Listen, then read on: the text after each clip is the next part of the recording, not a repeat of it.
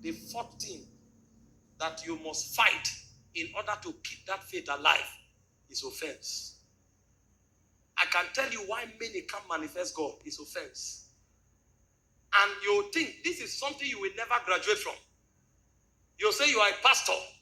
When you are learning and growing, people will undermine you.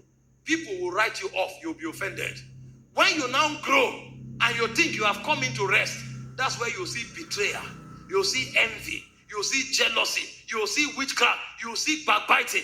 If you allow your heart to be corrupt, life will stop flowing. And so the reason many don't manifest the faith that makes them stars in their generation is because of offense. Listen, if you want to grow God in you, forget what the devil and men are doing. I'm telling you why many are not powerful. I'm telling you why many are asleep.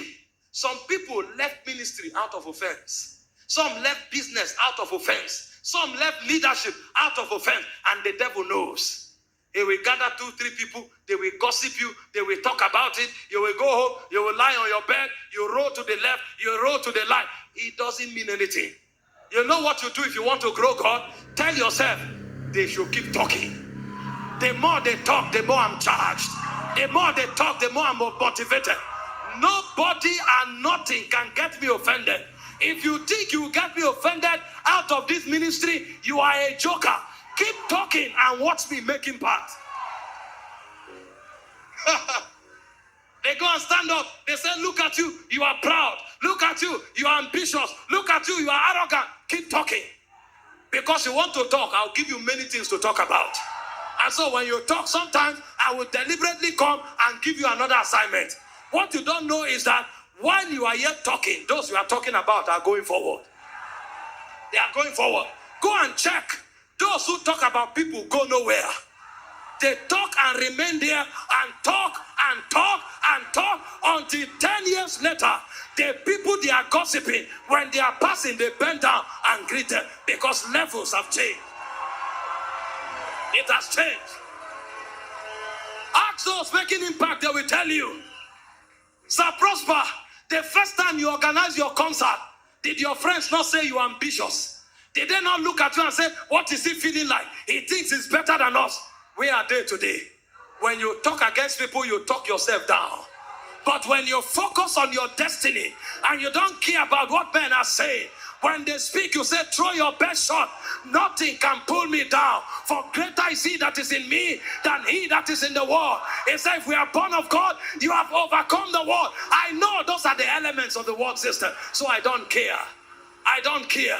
I don't care. I don't care.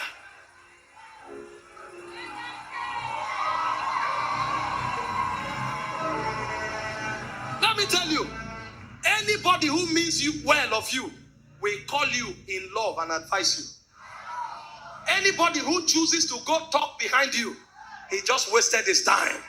The more he talks, the more you make impact. The more you talk, the more they make impact. And a point will come, God will allow them to be alive to see what he will do with your life, to humble them. Somebody's life will humble somebody.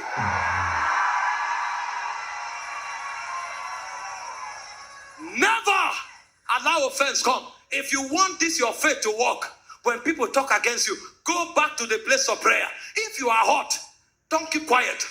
If it hurts you, go back to the place of prayer and begin to pray in tongues.